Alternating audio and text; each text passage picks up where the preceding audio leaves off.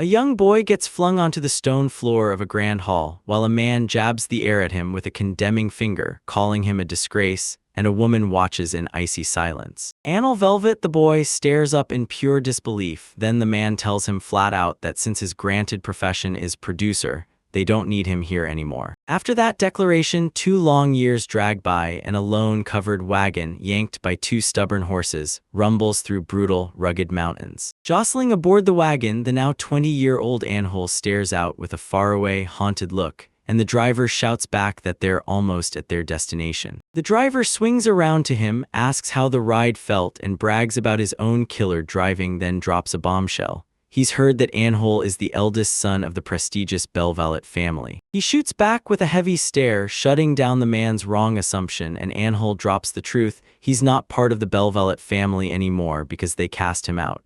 The driver freezes, mouth hanging open, unable to say a word. He keeps talking, saying the Belvalats are an elite noble clan in the kingdom of Guardia, famous for churning out generation after generation of elite knights, and since he's the eldest son, he was meant to be the heir. That was the whole plan. His mind drifts back to the world's cruel little rule. At 18, the gods hand every kid a profession, an ability-packed blessing that basically maps their entire life. His father Linus got the Dark Knight profession and rose to become the kingdom's knight commander. His mother Irina was granted the Reaper's envoy, born into a bloodline like that.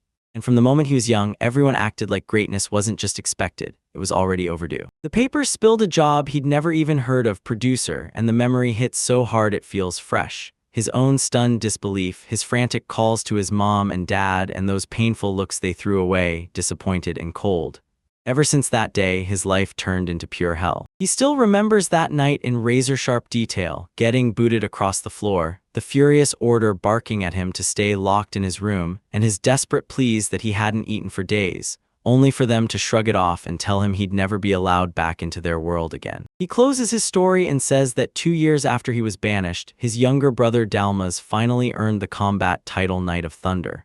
With the right successor locked in, he was stripped of everything and sent off to a distant frontier, so that's how he claims he ended up right here. The story snaps right back to the rumbling wagon. Inside, the driver grumbles under his breath, furious that the noble man he chased turned out to be a total dud. And when Anhul overhears him, he stays cool and tells him straight that he's done with the Belvalet family for good. He keeps talking with a soft smile, assuring the driver that his skills don't need some noble's name behind them. Starting right now, he's just ASAL.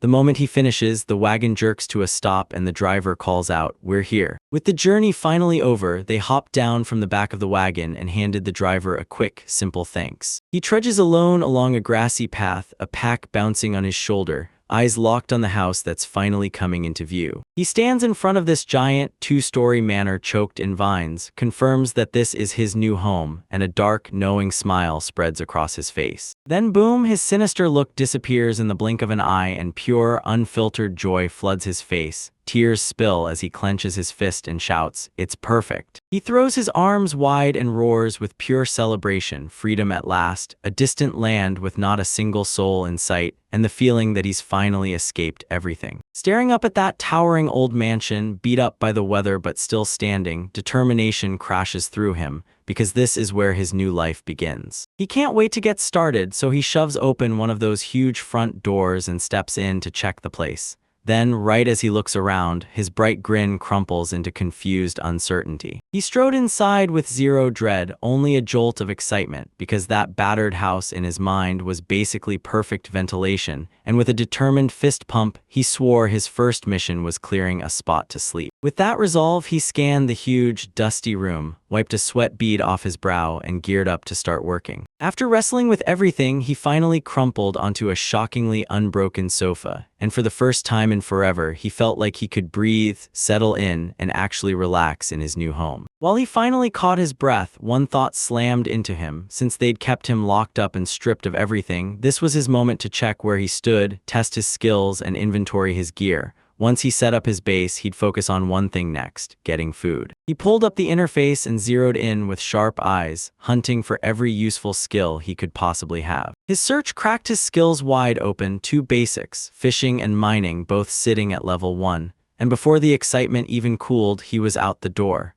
Minutes later, down by a nearby stream, his line yanked hard, something hit, and he had a bite. With one mighty heave, he hauled a monster fish out of the water. His bucket filled fast with a massive catch, but the moment he stared at his prize, trouble immediately crashed in. The whole problem was simple. He'd never cooked a day in his life. He just stared at the raw fish, utterly frozen, with no clue how he was even supposed to eat it. Right when despair started to sink its claws in, a brand new power burst to life, butchery forged from his fishing skills.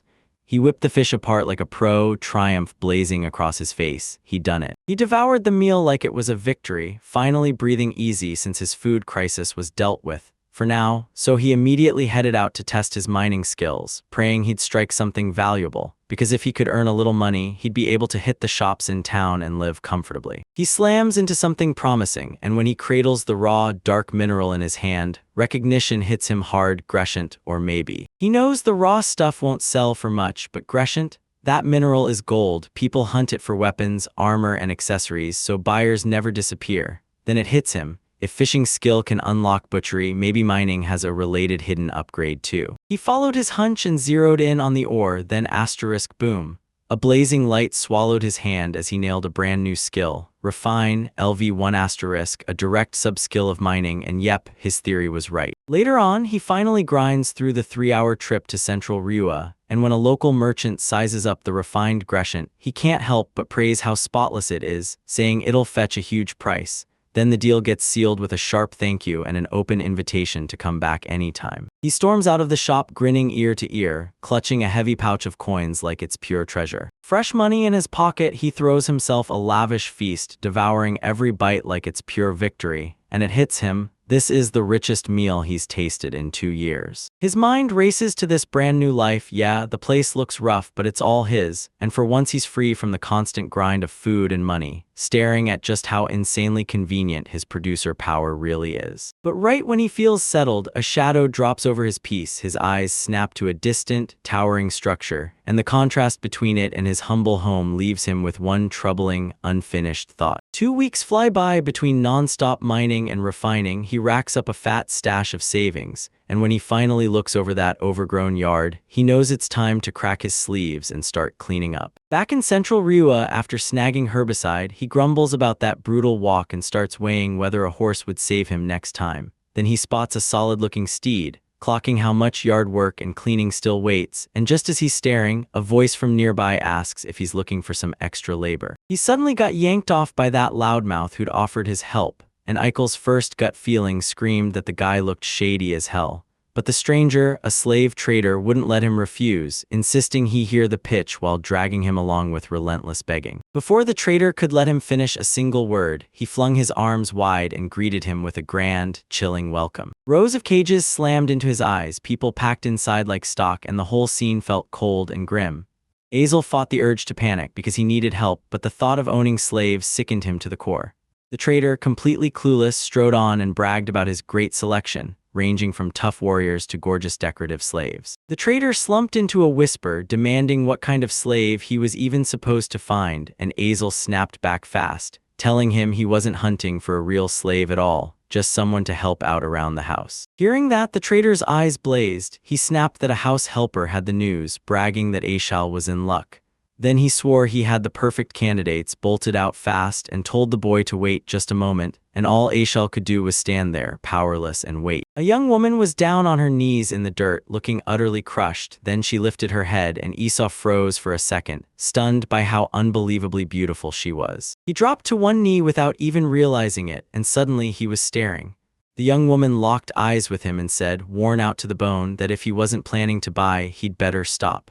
Exiled flinched, blurted out an apology right away, like she wasn't expecting that at all. She couldn't wrap her head around his actions. What kind of twisted man apologizes to a slave? Meanwhile, Exiled gathered himself, reminding his mind that she was nothing more than a pretty girl named Sylvia, and that was. From the cage beside him, 2 male slaves stared and mocked. One sneered that it must feel great to be a display slave, doomed to sit in silence as fancy decoration in some rich man's home, and the other broke into a cruel laugh, agreeing like it was a joke. Right when their mocking hit its peak, the slave trader came rushing back, smiling like nothing happened, and tossed out a cheerful apology for the delay. Then he pointed at the young woman, asked Ace Hal what he thought of her, and made sure her name was Sylvia as he confirmed it. He kept pushing his sales spiel, claiming Sylvia had been in his shop for ages. Sure, she was meant to look pretty, but she talks back, so buyers snatch her up and then toss her back again and again. Her eyes stayed shut as one tear slipped down her cheek, while he stood there calling her nothing but a problem. With a cynical grin, he shrugged off her past and barked, "Business is business," then coldly explained what becomes of merch that won't move. Right as Sylvia's eyes snapped open with worry, a steady voice cut in and shut it down. No. After he flat-out refused, they reached through the cage bars toward the girl, then he snapped, "I'll take her." The slave trader and Sylvia were thrown completely off balance by his sudden words. The flustered trader snapped questions right away, demanding to know if he was sure and bragging that they had plenty of more obedient slaves. So he stood firm, saying it wasn't right to cast someone aside just because they were labeled useless.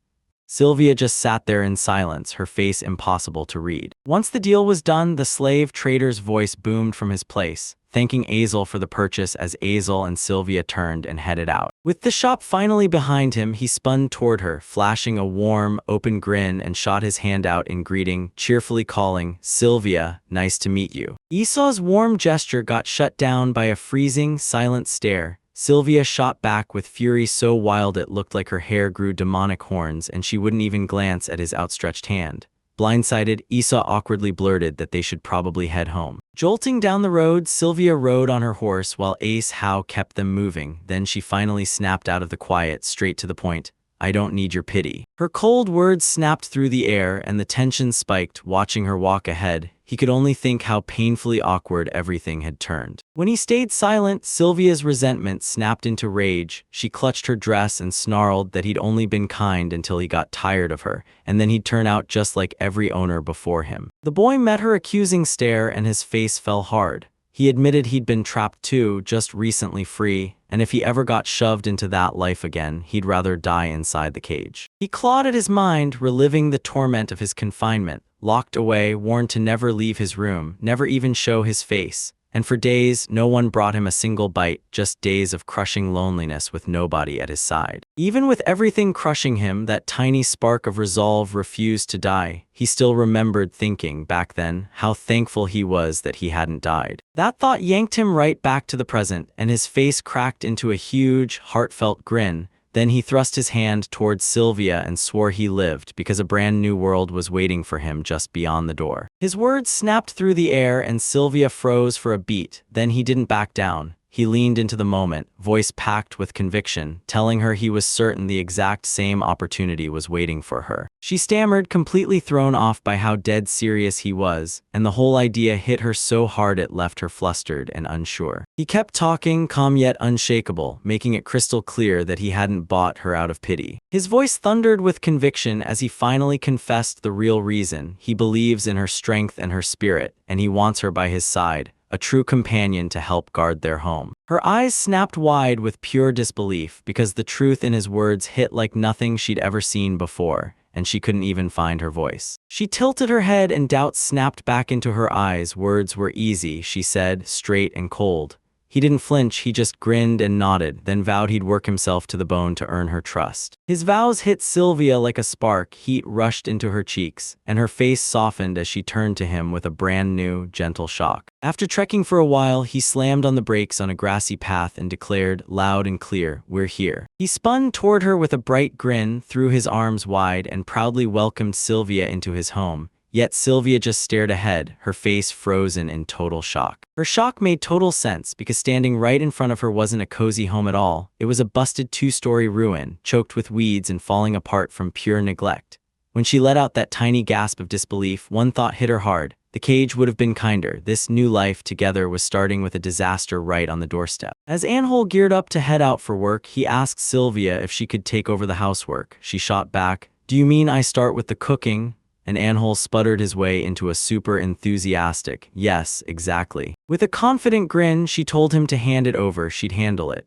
That steady, self-assured vibe stunned Anhol, and suddenly her reliability felt like a promise he could trust. Her confidence didn't survive the kitchen. When she served up a plate, it held a tiny blackened lump so messed up it was impossible to recognize. Staring at the plate in total disbelief, Anhol could only wonder if this was even real cooking, and Sylvia blurted out a huge apology, admitting she wasn't good enough yet and swearing she'd get better. He rushed to reassure her, telling her that taste beats looks every time, then hesitated and took a bite. Sylvia's eyes lit up as she praised the flavor's twist, laughing that everyone messes up sometimes.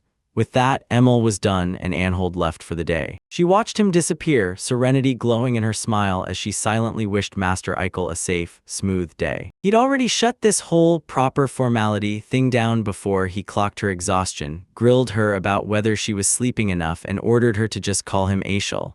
She waved him off, telling him she was totally fine. Her exhaustion hit hard, and later that night, while she was cutting food, her knife slipped and sliced her fingers open. That tiny injury detonated pure terror in her chest. Her eyes snapped wide with panic, and her face twisted into deep, crushing distress. She stood there, frozen solid, while her mind spun wild inside the security room. Anil had called her his companion, and she was desperate to earn that title, but fear hissed in her ear that he could toss her aside any second, so she forced herself to snap out of it. Right when she got distracted, her grip snapped, she lost control, and the bowl flew from her hands, smashing onto the floor and shattering into 1,000 pieces. That brutal crash snapped Anhul to action. He burst into the doorway, panic in his voice as he shouted her name, begging to know if she was okay. Her head dipped as she apologized for smashing what she swore was an important dish, but inside, panic spiraled. She was convinced this was the last screw-up, the one that would make him leave her for good. He dropped to one knee beside her, soft-eyed instead of furious, and apologized on the spot,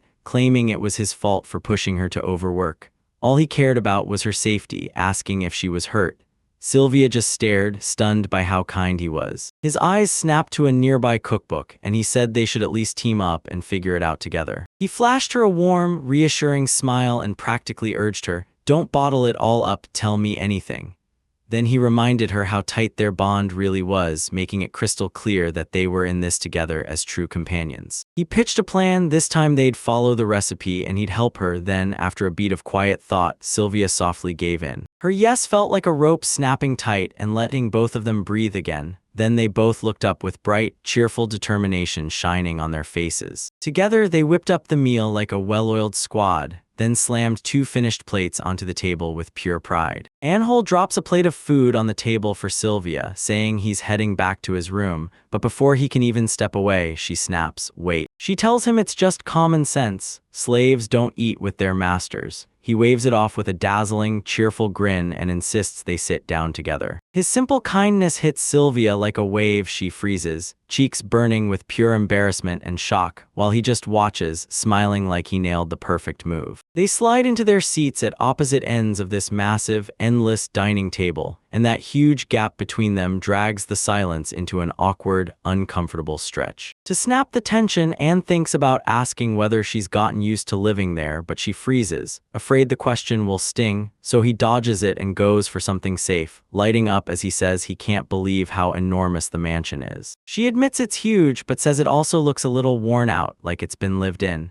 To her, it's cozier than all those flashy estates she's used to, and she can't stop thinking that there's only so much you can really say before the words run out. Her observation makes him chuckle lightly, and just like that, the last bit of tension between them finally snaps. As they keep eating, the soft clink of cutlery fills the air. Inhol sneaks a long look at her, thinking hard, and then stays completely silent. Sylvia tilts her gaze up, smiles, soft, real, and completely effortless, then admits this might be the most fun she's ever had, and the moment Anhol sees that expression, warm joy quietly floods him because he's glad he made her smile. After a while, Anhold finally gears up to leave the mansion, backpack strapped on, then tells Sylvia he's heading to the mountain behind the estate to mine for ore, but just as he turns to go, she calls from the doorway, telling him to stop and grab something before he goes. Sylvia shoves a neatly wrapped lunchbox into his hands and tells him, "You'll get hungry out there while you're working. Don't worry, I've got you." He takes it with a huge, grateful smile, thanks her, and admits his mining skills have gotten a little better. With the pickaxe hanging over his shoulder, Sylvia lets him go, hesitates for a beat, and then blurts out, "Have a safe day." Her worry keeps climbing and she blurts his name, "I shall," her voice shaking with all the fear she couldn't say out loud. He spins away from their home, eyes locked with pure resolve, and shouts back that he's awesome. A little later, a huge pile of glittering dark ore sits in front of a stunned Sylvia, and Annel's voice notes her out,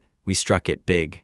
We mined so much we actually earned a solid chunk of money." He plops down on the floor beside his haul, tilts his head up at her, and blurts out that he's selling the ore tomorrow, then asks if she'll ride with him, and Sylvia's stunned, trying to confirm he really means for her to come. He flashes her a cheerful wink and insists she absolutely has to come. Then he reminds her she's been grinding nonstop and urges her to take a little break with him the very next day. The very next day, they roll into the loud, bustling city of St. Lyria, where crowds swarm the streets and towering stone buildings crowd in on every side. Standing on the cobblestones, he lays out his plan. He's heading out to buy a carriage while she tackles the shopping, and with a soft, gentle smile, Sylvia agrees. He shoves a heavy pouch into Sylvia's hands and tells her it'll be more than enough for everything, then throws in a grin she can keep any leftovers she wants. Sylvia grips the pouch so tight her knuckles go white, eyes bulging like, "Wait, is this seriously too much?" As she threads through the city streets, she keeps staring at the pouch like it's unreal. She can't wrap her head around how Anhole calls this a small sum, or somehow treats it like a real salary. A few hours fly by, then Sylvia snags the last item on their list and turns to the shopkeeper, thanking them with real heart. Her eyes snag on a stunning new dress in the shop window, and for a second she nearly smiles until the feeling curdles fast. With Anhol's money clenched in her fist, she shakes her head and scolds herself. A worthless girl like her doesn't deserve something like that. Suddenly, Anhol's voice slices right through her thoughts. He jabs a finger at the dress and declares, loud and certain, "I'll take it," leaving Sylvia frozen, stunned, and totally unable to speak. With the shopping bag handles clenched tight in her grip, unease gnaws at her. She can't shake the feeling that she doesn't deserve something this beautiful. Anhol stands by their brand new horse-drawn carriage, steadies her with his voice, and pushes the point every single day she has to help him because she's more than earned every bit of this. His reassurance hits and a rosy blush blooms across her cheeks. She's overwhelmed, bursting out sincere thanks, while Anhol just smiles warmly, sure that dress is going to fit her perfectly. After finishing their shopping, Annals pushes them to head back, but when they stare down that packed cobblestone street, Sylvia snaps that there's no way they'll break through to the main road that way. Just then, a bright young woman nearby grins and points hard into the distance, yelling for everyone to look. Anhol and Sylvia whip around, baffled by what's going on over there. The whole crowd is roaring because it's Sir Dalmas on horseback, the knight commander, back victorious, and the entire staircase spots him at once, then goes. Of course it's him, because everyone knows how he climbed into the Heaven's Thunder Swordsman class and earned the title. Anhol shuts the door on getting tangled with his brother, because nothing good comes from it, then snatches Sylvia's hand and drags her away, praying they can vanish into the crowd before Dalmas even spots them. But it's already too late. From up on his mount, Dalmas locks eyes with Anhol, smirking as he says Anhol looks like he's doing just fine, while Anhol calmly notes that his brother looks just as healthy as ever. That casual greeting is a trap. He leans in, and Dalma's voice turns to pure venom, snarling at Anhol that he should have died and that he's a disgrace to the Belbalab family. Cruel words tore through him, and the whole speech died in his throat. He couldn't even form a reply, stunned into silence. Beside him, Sylvia's face twisted with worry as she watched him get humiliated. A noble woman trailing Dalmas leans in and asks if he knows the boy, and Dalmas snaps back with a scoff. That asshole is nothing but a worthless commoner. The jab yanks a memory out of him, a time when the asshole used to be kind, with a brother who protected him like a shield. Seeing the cruelty up close, Sylvia's face hardens, her eyes turning into a cold, burning glare. She steps forward, staring down the whole command, "Hold it." And then she cuts in between the hole and the knight, demanding he stop disrespecting this man, even if he's a commander. Her voice cuts through the noise with steel in her spine conviction, declaring to everyone that Lord Ishmael is far kinder, and far nobler than anyone else. Staring that mounted commander straight in the face, she demands he retract every word he just said. Dalma sneers at a slave's audacity, taunting her. Does she even realize what happens to anyone who dares to defy a noble? Sylvia doesn't blink. She meets his gaze and flat out tells him she knows exactly and she's ready for it. She stands her ground, shaking nothing, and that fearless defiance snaps someone's attention. An armored female knight barrels to a stop beside Dalma's, hauling her horse to a halt right next to her. Anil feels her sacrifice crushing down on him as he finally understands Sylvia threw her life on the line for him, and the punishment meant for a slave is falling on her master. No, she can't face this alone, he shouts, slamming his arm out to shield her. He plants himself hard between Sylvia and his brother, bracing his staff like a shield, and a fresh resolve snaps into his face, because he's done cowering in front of someone like Dalma's. The female knight beside Dalma's points out how suddenly the boy found his courage, but Dalma's just sneers and looks him up and down, smugly asking if Anhold really plans to die in the slave's place. Patience snapped. Dalma's swung his sword's point up to Anhol's throat and spat that he's a disgrace for shielding a slave, then swore he'd end Anhol fast. Anhol's eyes go wide as the cold steel hovers inches from his skin, and behind him Sylvia's voice shatters. She gasps his name, hands clamped tight, tears streaming. Her fear finally breaks and a calm, bittersweet acceptance settles in. She shuts her eyes, one tear slips down her cheek, and a soft, resigned smile curves her lips. With a dismissive scoff, Dalma's drops his weapon like it's nothing, then sneers that his brother isn't even worth dirtying his blade. He turns his mount and nods to his companion. It's over, they're gone. He watches them vanish and relief hits him so hard he nearly topples, one hand clutching his chest as his heart pounds out of control. Then Sylvia shouts his name, her voice brimming with worry. She snatches his shoulders, eyes blazing with relief and warning, and demands to know why he'd pull a move that reckless, then snaps that someone like her is replaceable, even as her voice shakes. She stood there still reeling from his reckless stunt, but he shrugged it off and said risking his life for her was just the obvious thing. Then he shot out a hand, beaming with bright, honest warmth, and asked, weren't they companions after all? She fixed her eyes on his hand, and the word companions hit her like a new kind of truth, something she'd never felt before. Tears burned at the corners of her eyes as the truth hit. Nobody had ever risked their life for her like this boy just did, and something told her he was different. Overwhelmed by emotion, her face lit up with a tearful, radiant smile as she poured out a heartfelt. Their hands locked together, sealing the bond for good, and he swore they'd head back home together. Later, inside their fresh new home, Sylvia beamed at the feast she'd cooked and let the thought sink in. Being companions felt real, and it felt right. She realized too late she'd gotten carried away and piled way more food than anyone could eat while she thought of Anil. Then this warm, perfect calm hit her like a wave. I'm home. And right there, she swore she'd devote her whole life to him because he was the kind of person who'd risk everything for her. Anhold swung back and fast, and with him came another young man, and with a grin on his face, he declared, time to meet our new guy, Bickle. Her hard-won calm got ripped to shreds the second she heard Sylvia's voice explode from inside the house, shocked, demanding to know who that man was and whether Anhull had already started cheating. A fresh face in the household flashes a gentle smile, hand pressed to his chest, and introduces himself. I'm Bickle, he says, and from today on, you've got me in your care. His arrival hits like a wave. People react in every direction. A cheerful woman grins and says it's about to get lively, while Bickle only nods and swears he'll do his best.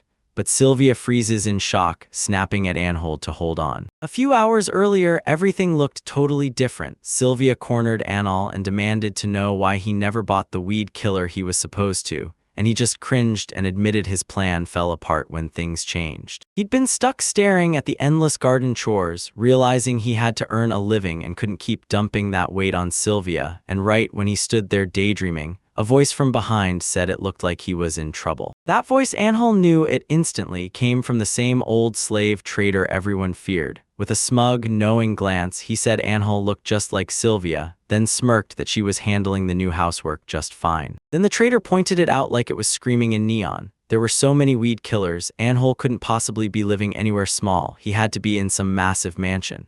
He pressed the question hard. Could the two of them really handle all that cleaning and guarding by themselves? and with that, he planted the idea that Anhol needed more hands. With that need locked in, the trader strutted right up and sold it with flair, offering to hand Anhol a special slave meant to fix all his problems. He showed Bickle off, bragging that the kid could do anything, gardening, farm work, you name it, and the trader swore he'd sell him for a steal. Back in the present, Vickle hesitated at the hull, and when he tried to explain that all he did was gardening, the trader cut him off fast, snapping that his honesty was exactly why Vickle couldn't sell. The trader brushed off the interruption, flashed a practiced grin at Anhol, and raved about Bickle like he was a special slave saved for his top-tier customers. Then he leaned in, demanded an answer, and left Anhol stuck weighing it while Bickle watched in a heavy, downcast silence. He shoots out his hand with a bright grin and declares, "From today on, Bickle isn't a slave, he's a comrade." Bickle freezes for a second, then answers formally, calling Anhol Master Eichel and swearing he'll do his best. Anhol's warm handshake makes the newcomer stare in confusion, wondering what comrade is supposed to mean. He lays out the whole game plan for Sylvia, and she just smirks, dryly admitting Anhol's negotiation skills are painfully weak. You can tell it's real they're shorthanded, but the smiles don't fade because they're seeing it as a win, more comrades to back them up. His spark came roaring back, then he spun towards Sylvia and swore he'd do his absolute best for her, too. Sylvia, still rattled by how fast the moment shifted from being alone with Anhol, blurted out that he was wrong. She snaps into it, "Yeah, I'm a slave too, just like you," because she caught him talking normally to their master. Before Bickle can even wrap his head around it, Anhol barges in, declaring that slavery means nothing in his house, everyone is equal, and it hits Bickle so hard he's left completely stunned. As the sky darkens, Angel decides Bickle's duties won't wait, they'll kick off tomorrow, and Bickle just nods, taking the order without a word. He then asks where he should go, and Anhol shrugs and says, "Outside, slaves sleep out there," and once Bickle swallows that rule, he turns to leave for the night. In the blink of an eye, a hand rockets out, clamps down on his shoulder, and yanks him to a dead stop. Anhol steps in, grins, and tells him that ever since Bickle showed up at his mansion, they're comrades on equal ground, so he's not getting left to freeze outside. Then Anhol gestures and says, "Pick any room you want." Bickle's stunned, speechless, and he sputters that as a slave, a private room is impossible. As he stumbles through confused words, Sylvia flashes that knowing smile and tells him, "Don't worry, you'll get used to this new life sooner than you think." He couldn't wrap his head around his new master at all. Anhol's crazy way of thinking and burning money felt totally upside down, like there was zero common sense in how he handled a slave. Anhol just grinned and said the room setup was decided, then told them good night. The others backed him up, but Vickle stayed stuck with one horrible thought. He'd walked into a mansion that was seriously, wildly strange. He spun to Sylvia, his knowing, gentle smile saying, "Anhol's just a strange master." And Sylvia nodded, admitting she'd been thrown off at first too, before realizing that's simply who Anhol is. Meanwhile, Anhol strode through the crumbling halls of the huge mansion, thinking hard about the lonely life he'd been stuck with until now. He stared at the ceiling like it held answers, wondering what tomorrow would bring, and he couldn't ignore the fact that he was weird enough to call slaves comrades. Behind him, Bickle just brooded, one heavy thought clinging to his mind like a curse. His mind snapped back to Sylvia. She saw her master in a whole different light, and then one truth hit her hard. She'd been saved by Anhol. She replayed the night of her deepest despair, when they were about to throw her away, until Anhol stepped in, took her under his wing, and even risked his own life to keep her safe. Because of that, she was 100% sure there was nobody else in the whole world who could be his equal. He was the only person who embraced her fully, flaws, doubts, and all, and never asked her to change. Hearing it, or maybe trusting his own gut, Bickle's face tightened with iron resolve. He pressed a hand to his chest and swore he'd give it everything, because anything less would be a betrayal of his own effort. He stared out over the mansion grounds, stunned that even a man sold into slavery had been greeted with real warmth, and in that same breath he vowed to work hard and repay that kindness with everything he had. Next morning, Anhol shoved the curtain aside with a big yawn and a bright "good morning." And just like that, fresh uncertainty started crawling into Bickle's thoughts. He strides up to Bickle, the man buried in dirt from wrestling an overgrown garden, and asks, worried, "What happened?" Then Bickle jerks back in panic, thrusting his muddy hands up and telling Anhol to stay back, but Anhol just smiles and thanks him for doing the hard work. He brushes the dirt off, flashes a warm smile, and thanks Bickle again for his work. Then boom, it hits Bickle. A master like this has never praised him, never offered him his own room, never treated him like he mattered, and yet here he is, and that's when Bickle realizes this person is weirdly different, like there's more behind it. That hits him like a bolt of fate, and resolve hardens in his chest. So when Bickle takes Anhol's hand, he silently swears he'll follow him no matter what. After a while inside the house, Anhold grins and calls out that breakfast is ready, while Bickle just freezes, staring in total disbelief at the mountain of pancakes stacked on the table. He stares at the mountain of food like it can't be real, then Sylvia snaps that he's probably starving from his morning's hard work, and she claps him back with a reminder. Hold the chimes, Bickle, because we've got jobs to finish and neither of us can slack. Pickle's face lights up with cheerful determination, and he says they should absolutely dig into what Sylvia cooked. And Anhold jumps right in too. Since everyone's working their tails off, I'm not falling behind.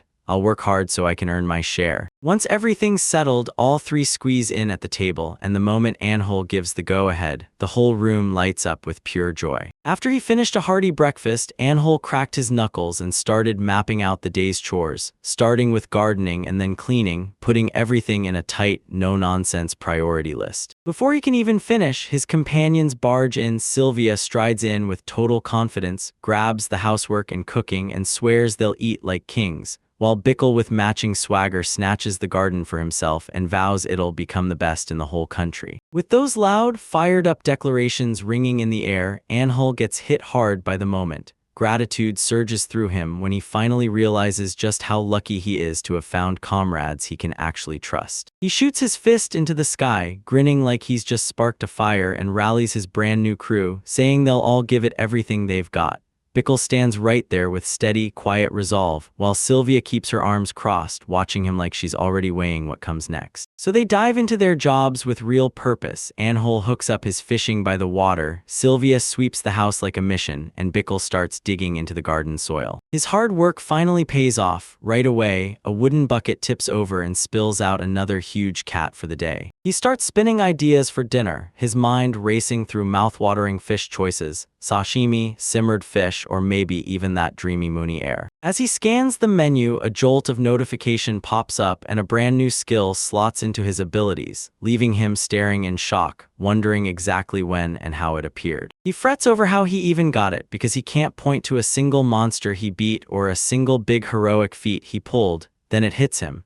Maybe those same production skills he's been using over and over are quietly unlocking something new. And the thought is straight up mind-blowing. With his pockets still heavy from a successful haul, he heads back to their little house, and as soon as he steps inside, a warm welcome hits him like a hug. Inside, he turns to Sylvia and tells her he already made a list of vegetables for her to buy tomorrow, only for her to shrug and say she doesn't need any of it, leaving both Bickle and Anhold staring at her, totally baffled. A smug grin bursts across his face as he blasts out a bold vow, feeling unstoppable with his new skill. I'm not buying vegetables. I'm growing them myself, straight from the field. His proclamation hits the air, and for a split second, everyone freezes. Then Bickle and Sylvia burst out in one stunned, disbelieving shout. Standing there with Anhold and Sylvia, Bickle declares he's finally going to try his luck at farming. Then Anhold's eyes go wide as he blurts, "Wait, are we really going to make a field?" Anhold snaps out of shock and into pure excitement, insisting Bickle must know farm work inside out. Bickle just grins and confirms he grew up on a farming family, and when Anhold sees that, relief hits hard. He calls him reliable and practically begs for lessons right away, eager to learn how to make a field. Bickle gets blindsided by his sudden urgency and yells, "Wait right now." Then the other guy just grins and blurts, "Yes," with zero hesitation. As the two boys rush away, Sylvia follows them with a soft, gentle smile, quietly wondering if everything is going to be okay. Their target is that huge manor house perched right on the forest's edge. From there, they head into a wide, open stretch of land hemmed in by a plain little fence. Anhold scans the place, squints at the blazing sun, and says the area should work perfectly for what they need. Once he picked the perfect spot, he asked, "So what do we do first?" Then Bickle stepped in with 2 shovels and said the first move is simple: dig up the ground. With the path finally laid out, they both swung into action, jamming their shovels deep into the tough, wild, overgrown earth. Bickle flips a fresh stretch of earth, then stops dead to lay out what comes next, grabbing a hoe to work the newly dug soil smooth. They keep pushing through the work, now blasting the dirt clumps apart with hoses. Bickle checks the progress and says they're only halfway done. Anhold wipes his brow, groans about how brutal it is, then his eyes suddenly widen as the truth hits him. He stared at the freshly turned earth and felt that satisfying rush, like the field was finally becoming real, until Bickle, the ultimate realist, cut in with the truth. They weren't finished yet, and they had a few more steps to cross before they could start sowing the seeds. Anhold leaned in, eyes wide, and demanded, "So what do we do next?" Bickle laid out the whole plan, dust the soil with lime to help the vegetables shoot up strong, and for a beat Anhold just froze, brow creasing as he blurted out whether they even had lime at all. His mind snapped back to that old wooden warehouse on the property, and then, out of nowhere, a wild idea hit him like a lightning bolt. Hidden deep inside, massive sacks were stuffed tight with rough, chalky chunks of limestone. He jabbed at the sacks and grilled Bickle, asking if this limestone, like it was pulled straight from the warehouse's original stock, would do the job, and Bickle snapped back that it'd work perfectly, then told them to start crushing it for spreading, and he nodded in agreement. They slammed the stones again and again, hammering them down into a fine, usable powder. With buckets packed tight in their hands, the two of them strode across the field and methodically flung crushed lime across the dark soil, leaving a bright dusting of white behind. Once Bickle finished that job, he declared the last step before planting. He spread leaf mold into the soil, and the moment Anhold heard it, he jumped up and volunteered to dash up to the mountain behind the property to grab some. He's digging into the forest floor, yanking up rich, dark leaf mold with a shovel, while Bickle stands by with a wheelbarrow, ready to snatch it all up. Up in the sky, a flock of birds glided overhead, and they stood there with their wheelbarrow finally brimming, turning the last missing ingredient into a done deal for their field. He and Bickle faced the fresh, newly turned earth, those long rows lined up just right. Anhold grins and declares the job finished, and Bickle nods, pleased as hell. This is solid work. As dusk crashes in, he clocks that night is almost here and tells them to pick up the work tomorrow, and Bickle nods like, yep, makes sense. The next morning, Anhold drops to his knees at the field's edge while Bickle watches from just a few steps away. Then a gentle, sparkling glow bursts from Anhold's outstretched hand. He lifts his gaze with a confident grin, savoring the results of his mysterious power, and thinks, yeah, this is exactly good. He stared at the house, already itching for tomorrow, the kind of surprise that would hit everyone like a punch. Meanwhile, Bickle, dreaming of going by seeds, slams to a stop, staring hard at one tiny sprout sitting alone in a massive field, wondering like, wait, is this really just a wheeze? His friends looked completely lost, but the hull glided in and reassured him it was all under control. Then he thrust his hands forward, light sparked back to life, and he told Bickle, watch me. With one blazing flash, power surges from his hands, blasting across the tilled rows. Then the plants burst up from the soil like lightning, shooting to full maturity in the blink of an eye, and Bickle just screams in pure disbelief. Right in front of them, a whole field bursts with ripe vegetables. Bickle just freezes, staring in pure disbelief, like he can't wrap his head around how they all showed up overnight. Bickle blurts out where they are, like they've been yanked out of nowhere, and the whole turns to him with a grin. Then he proudly reveals this is the cultivation skills power, one he only realized he'd gained 2 days ago while fishing. He sealed Bickle's shock with a calm, that's right. Bickle, still dizzy from the instant burst of giant vegetables, finally got it. Anhold hadn't pushed for that field for nothing. And the payoff? Absolutely mind-blowing. With the field overflowing in a riot of fresh produce, he beamed and declared, all right, harvest time. The job wrapped up in the blink of an eye. Just seconds later, they stood there with baskets bulging with fresh vegetables, and Bickle could barely process that it was already over. Back inside, they slapped the bounty into Sylvia's hands, and Anil told her it all happened because Bickle helped out in the field and unlocked a brand new skill. Sylvia lit up, saying they could breathe easy about vegetables for a while since she'd stashed the leftovers in her magic refrigerator, a thing that keeps food fresh as long as magic keeps flowing into it. With all their hard work inspiring her, she flashed a bright wink and promised, if you've worked that hard, I'll do the same. Tonight, they were about to feast. True to her word, the three of them slid into a seat at a table stacked with food and drinks, and they toasted hard, celebrating like they'd truly earned it. Right outside the huge residence, they were getting ready to kick off a brand new project discussion. Anil spotted Sylvia and Bickle looking completely shaken, then demanded to know what happened, only for Bickle to be so rattled he couldn't get the words out. He spun towards Sylvia and she fired off her plan. After that amazing vegetable field, why not plant a flower garden too? Anhol weighed it, nodded along, and admitted that for all the mansion's size, it still felt empty, and yeah, the view mattered. Her demands didn't stop there. She demanded the fence repaired and the shabby gate dressed up like something worth showing off. Each new improvement she tossed into the air made Anhol's face darken, and when she kept piling on tasks, Bickle started panicking, blurting that a garden was one thing but fixing a fence and gate was beyond him to handle alone. He stood there with Bickle and Sylvia, scanning the whole property, and when he saw how things were heating up, he bluntly admitted their current security didn't cut it anymore. Then, with a sharp look, he said it was time to bring in a new companion. His choice drove him straight to the usual place where a big, round man in a top hat greeted him with a dramatic flourish. "Oh well, Sir Ishal," the fellow chirped. "Good to see you." The broker wasted no time and straight up asked what kind of person Ahal wanted this round. Ahal said he needed someone who could fix fences and gates. With a smug grin, the broker claimed he had the perfect person for the job and waved a hand, urging an eager Hole to follow him deeper into the building. He introduced a quiet young man with dark hair, sitting there stone calm, and the broker bragged that his name was Lord Carpenter, claiming his skill was so unreal they might as well call him the best craftsman in all of town. Anhole closed in on the craftsman, flashed a warm smile, and asked straight, could he fix houses and the like? The reply never came, just a calm, unblinking stare that said everything. He clocked how quiet the man was, but it didn't slow him down. He decided on the spot to hire him.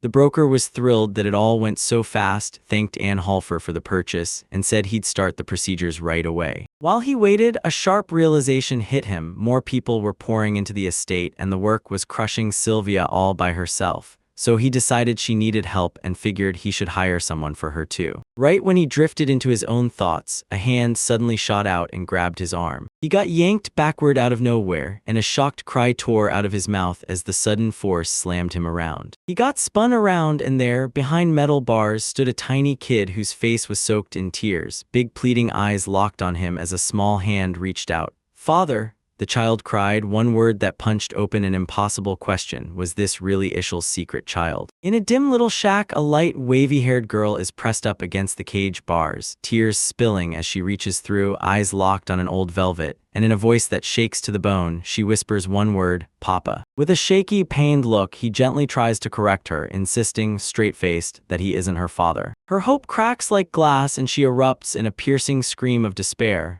Anhole freezes as the truth finally hits. His denial only made it worse, and his mind races, begging for anything he can say to comfort her. Her screams yank the attention of a burly guard, and he stomps over and roars at her to shut it. He towers over the cage, screaming at the little girl to shut it and stop blubbering, but she keeps sobbing, unstoppable. Inho stares at the scene, his face tightening with worry for the shaken child. The chaos erupts, and the slave trader comes sprinting over, panicked and flustered, then blurts out non-stop apologies as he demands, "What's wrong?" He snaps at his guard, Vivian, on the spot for messing with the guests, then swivels to Anhole with a fake, practiced grin, claiming the whole thing is no trouble at all, while quietly letting him know he's keeping an eye on that girl. He leans in like they're sharing a secret, saying the girl is usually as calm as a pond, until Anhole's kind face hits her and all she can think about is her parents, and deep inside, the trader immediately spots a golden money-making opening. When they press her about her parents, the trader nods and admits they're gone dead.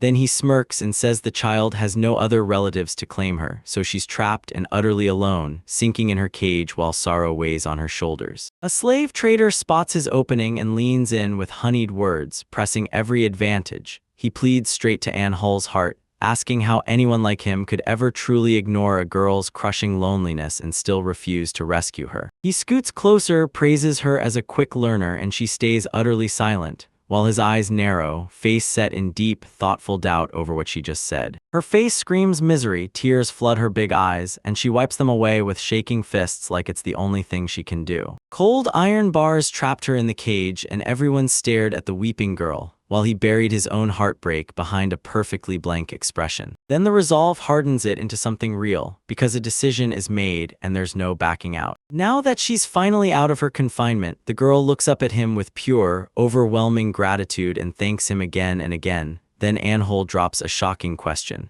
Could he be trusted with another child too? After the market, he spins onto the cobblestones with a wide, inviting grin and tells his new companions to stay civil for now, because they're all in this together. The girl flashes a gesture toward the quiet, dark-haired boy at her side, and boom, she calls him Vivian. Then Vivian straightens up and answers Anhol with a proper, formal greeting. She whips around to Vivian and with a polite smile tells him it's nice to meet him. Then Vivian only answers with a quiet, half-hearted grunt, eyes still shut. The girl's shoulders sag with disappointment at the icy reception, watching them with the awkward distance. And as they struggle to get close right away, he can't help but wonder how they could possibly find a way to bond. He gets yanked back to the moment when little Vivi tugs his sleeve, looks up at him, and soft but deadly serious, admits she's hungry. Anho wastes no time. He guides the two kids straight to a nearby eatery, a sweet little two-story spot that looks warm and inviting the moment you lay eyes on it. The second Vivi steps inside, her eyes blow wide and her jaw drops as she takes it all in, and she blurts out sorry for the delay, totally stunned by this brand new world. Right after that, a big, hearty plate slams onto the table, then a voice calls out the kids' meal. A giant hamburger steak drowned in sauce, a side of spaghetti, and a heaping mound of rice. The three of them squeeze into a wooden table and Vivi just freezes in awe, gaping at the food like it's pure magic. She can't believe she's never had a meal this fancy. Then Anhali leans in with zero rush and tells them to dig in before it turns cold. She dives in and starts eating with zero hesitation, cheeks swelling as she gushes about how delicious it is. Then she leans in between bites and urges Anhol to dig in too. Meanwhile, he flicks his eyes to his curry plate and silently realizes he hasn't had a real meal in ages. That bite of simple food lights up Vivi's joy for half a second, then smashes her with a brutal memory. Her time locked behind bars, living on nothing but plain bread, and that never-ending, gnawing hunger that wouldn't let up. Tears rush to her eyes as she recalls how desperately she hated that life every single day. Then a soft voice slices through her spiraling thoughts, telling her to stop worrying. She looks up and catches him smiling warmly, and he reassures her with a promise. Starting now, she can eat as much as she wants. Tears of joy pour down Vivi's face as her voice shakes. Does he really mean it? And when happiness hits, she blurts that he can order as much as he wants, her sweet reciprocity catching Anhala. At the restaurant table, Vivian, the quiet butler, halts mid-bite, lifts his gaze with a grim look, and then delivers his heartfelt gratitude like it matters more than anything. Across from him, the reserved young man takes his time eating, and he can't help but think it'll take forever for that wall to crack and for him to finally open up. Across the room, a warm-looking man and woman lean in at another table, watching the group. And when the woman spots Vivian getting pulled in by all those lively people, she can't help but hope he'll feel like he belongs soon. And Hall's gaze snaps back to his own table when he spots Vivi leaving her veggies untouched, but the kid is grinning like crazy, begging to know if she can have pudding, and then Hall doesn't hesitate, telling her to go ahead and offering to order even more. Then he steals a quick look at Vivian's plate, and there it is, the vegetables are untouched for him too.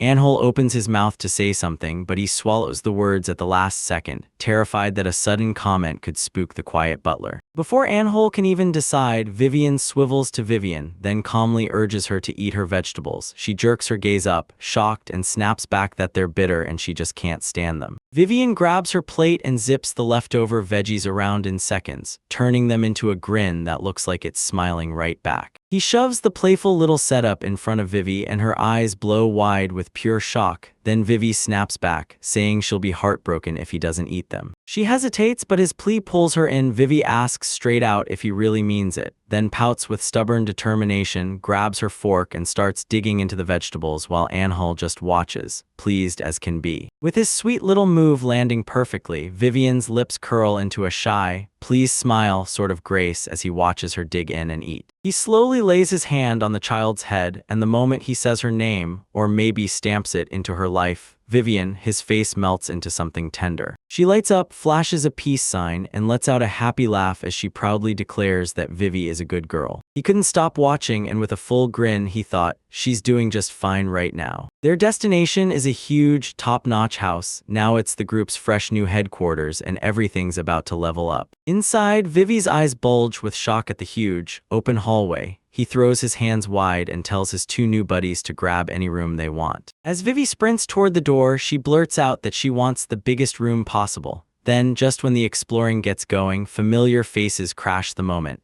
Anhold whips around and there's Bickle and Sylvia, smiling like they've been waiting. He stands beside Vivian as Bickle and Sylvia close in, and Bickle studies them like, so this is really our new companion. Vivi, the kid, whips her gaze from the newcomers to the quiet butler standing next to her, tilting her head in confusion as she blurts out, "So, who's the little girl?" He leans in with a soft grin and starts telling his friends exactly what happened. Just as he's about to finish, Sylvia flashes a knowing smile and tells a lightly baffled Bickle that this kind of kindness is pure anal. Classic, no surprise. Bickle pumps Vivian's hand with full force, grinning like he can't wait to team up, while the butler stays cool and perfectly formal, matching the enthusiasm with a composed nod. Hearing that, Anhol grins and fires off his approval. Bickle's the real deal, dependable as it gets.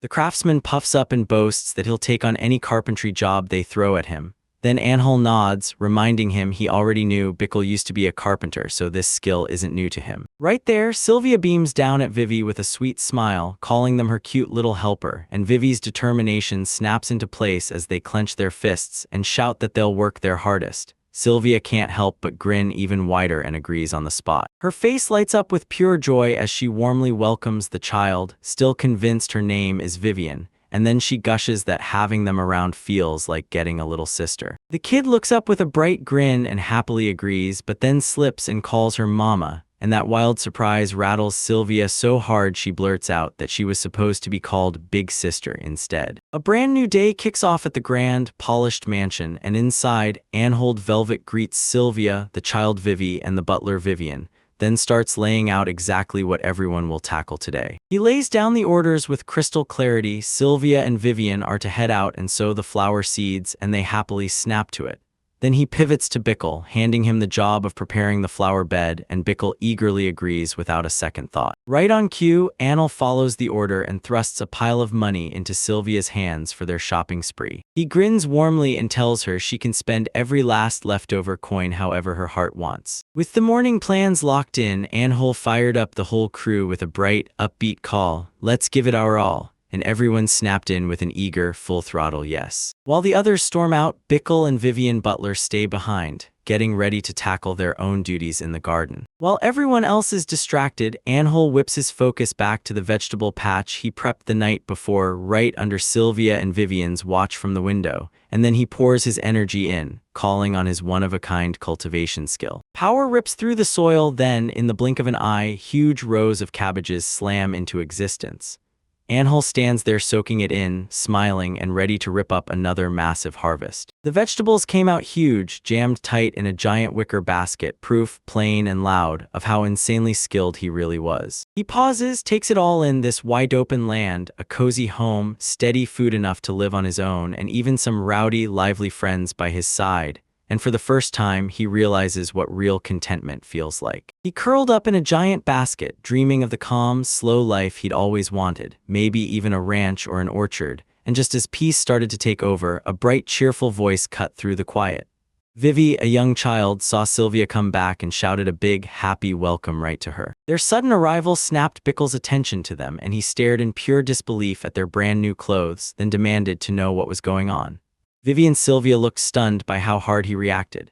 Vivi finally blurted out that they were meant to buy flower seeds, but with money still left over, they'd done the only sensible thing, gone shopping. She pointed at the nearby table stacked with shopping bags, and that salad told them they could burn the rest of the money, but they still wanted. With a triumphant grin, Vivi snapped that they'd just taken his word at face value. Now that he was awake and had caught every word, he just smiled warm and steady and told them, "As long as you're having fun, that's all that matters." His calm reply threw Bickle for a loop. Then he spotted someone missing and demanded to know where Rhodes had gone.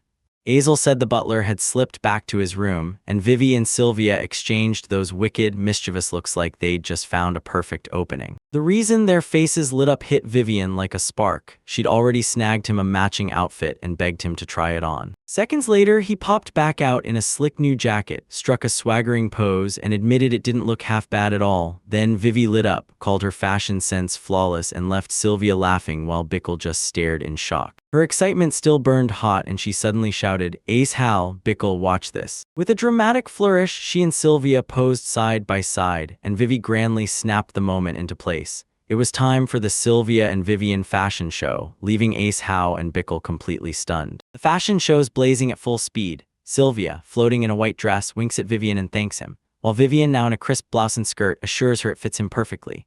Vivi, wrapped in a floral robe, yells for everyone to look, and the woman in the dark, elegant dress just smiles calmly too busy swooning over the moment to realize the road they're missing is standing right there with them. A few hours later, Anhul finally cracks the plan, so that's the road they've been plotting all along, and right as Vivian calls out the next model, he clocks it. Dinner is almost here. He glances at the clock and mutters with a tired smile, "It's too late, let's pick this up tomorrow." And Bickle's jaw drops at how fast the night went. Night slips away at the manor, and the next morning rushes in. Anhul bursts awake in his room, stretches like he's waking the whole world up, then checks his status. Right as he does it, a notification bursts onto his screen, Carpentry, Level 1, claiming he's just unlocked it, and the shock instantly scrambles his thoughts. Humbled by the power of his brand new skill, he bursts outside and sprints to an open stretch of ground, ready to put it to the test. He shoots his hand up and a brilliant glow starts to blaze into existence. Then panic flashes through him, like, what if this thing just builds a whole building on the spot? But the light keeps swelling and he locks in on one idea: a kid. A burst of light explodes, then his eyes go wide as his hand starts moving on its own, yanked forward by some force he can't see. It ends in the blink of an eye, and there it is, one flawless stone foundation for a massive structure. So the only thing left is stunned silence and wide-eyed awe. He dropped to one knee by the magical foundation, realizing that at level 1, his carpentry magic only let him sketch blueprints, nothing more. Then he shot back to his feet and shouted for Rode and Bickle, demanding their help to get his design onto real paper. Vivian Butler scrutinized his blueprint and blew up with pure amazement, praising the gate design as top-notch and tipping her hat to Anhul's seriously impressive work. Anhul admitted he couldn't build it by himself and would need their help, then thanked them right away because he knew time was running out. He told them to handle the construction, and Bickle and Vivian Butler nodded back immediately, faces set with pure determination. With the plan locked in, the trio raced to the property's edge, where the new gate was going to rise. Anhul pointed it out, set the placement, and drove them into action. They plunged into their work with practiced speed, mixing mortar, then snapping the foundation into place for the gate pillars. Hours burned by beneath the afternoon sky as their work pushed forward. At last, the ornate metal gate rose, finished and gleaming, proof of every ounce of their hard-earned teamwork. Anhul stared at the finished structure like it was a victory trophy, grinning because the security was finally airtight, and that view beside the flower bed was gorgeous. Sylvia and Vivi stood next to him, mouths hanging open as Sylvia burst out, "You fixed the gate." As evening rolled in, Anhul urged them to call it a night, and Sylvia jumped in fast, saying it was dinner time. He freezes at the dinner table, fork hovering in midair, an intense idea igniting in his head. Then he snaps his gaze up and blurts that they should remodel the whole house somehow. His plan gets hit with instant alarm, because sure, their brand new gate stands strong, but the mansion behind it is literally falling apart, brick by brick. Sylvia says it's still usable, yet Anhul fears it might collapse any minute, and then she blurts out the real issue. How could just a few of them possibly handle a job this massive? A whole new kind of worry tightens on Sylvia's face, and she mutters about the house, so a confused "buh" of an Anhul blurts, "What are you talking about?" She answers in a low, shaky voice, her question hanging in the air. Could something be about to come out? Her fear clicks into place, and it's not ghosts she's scared of. It's the nightmare that they might actually all become one real family, and that thought hits Vivi like a truck, twisting her face into pure shock. Even with the hesitation gnawing at him, Anhul's resolve doesn't budge. He stares at their battered home and declares, crystal clear, they're renovating. He stares at the blueprint he drew, smiling at how solid it looks, until a terrifying truth hits him fast. The plan's got a brutal problem. They're seriously short on manpower as. Right on cue, Vivian Butler strides in with an answer, calmly telling Anhul he knows just the place to recommend for the job, and hope explodes in the boy's chest. They fall in step with Vivian and sprint down the town's stone-paved streets, charging straight for their destination. They roll up to a workshop where a huge, arms-crossed man stares at a hole with a hard, unforgiving face. Then he snaps at the boy to scram if he's only browsing, flat-out warning that his services come with a serious price tag. Unbothered, the boy drops onto a nearby sofa, nodding along like it's nothing, then calmly tells the man with quiet confidence he's not here for some half-baked job. He sits across from the craftsman and drops the truth: money doesn't matter. The muscular guy, arms still crossed, lets out a quiet nod, and that cold confidence instantly puts him at ease. His face snaps into fierce determination, and he declares that as long as he can build a safe house for his friends, he'll do whatever it takes. No compromise, not a chance he's living with cockroaches. The craftsman blinks, stunned by that intense fire burning in the kid's eyes. With a quick thought and a chin stroke, the craftsman nods and throws the whole thing into motion, pressing the question straight at him. Will he take the job? The craftsman slaps his terms on the table, 10 gold coins up front, and spells out that it's enough to let an adult lounge in comfort for a whole year, then scoffs. So can a kid even afford that? The price is so brutal it even makes animals flinch. Even though he's hit with instant shock, he snaps back to his senses fast and nods at the deal without a second of doubt, because if this is what it takes, he'll do it. The craftsman watches, hooked by how the boy never wavers. Right between them, a heavy pouch gets slammed onto the table with a loud, final thud. He shoves the payment across the table, calls the man master builder, and tells him straight up, some things are worth more than gold. The craftsman's face eases, understanding hits. This boy is ready to ditch his fortune for his friends. But Anhul snaps right back, dead certain about his one burning fear. He will never live with cockroaches. That confession snaps the tension like a rubber band, and the craftsman erupts into booming, hearty laughter.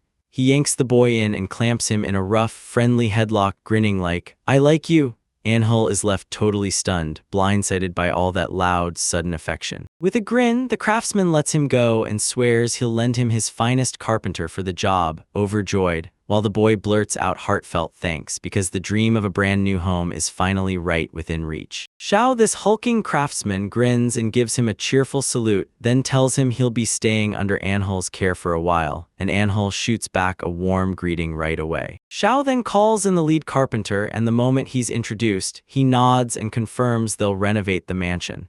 Then he urges them to start by studying the blueprints and firmly shakes Anhul's hand to lock the deal in. When they demand the blueprints, Anhul calmly reveals he already drew them up himself, leaving the carpenter staring in shock that this step is already done. He starts flipping through the documents, and a sly little smile creeps in as he notes how amateur designs almost never cut it for the real thing. His skepticism evaporates in seconds, then shock hits hard. Xiao swivels over his shoulder, stares at the work, and blurts out that the design is flawless. The lead carpenter, clearly impressed, snaps his attention to the next giant problem, telling Anhul that the design is solid, but the real fight will be tracking down enough materials to fuel the remodel too. To get their hands on lumber, the whole crew charges into a nearby forest. Right there, the lead carpenter drops an insane, one-of-a-kind talent. He snaps his skill into place like magic, and the fell trees start lining up and getting prepped, leaving Bickle and the other helper staring in shock. With the trees expertly felled, he and Bickle started hauling those giant logs out of the forest. Back at the worksite, the carpenter leans in and tells the awestruck Anhul he's got a logging skill. Then he grins and says it all is ready,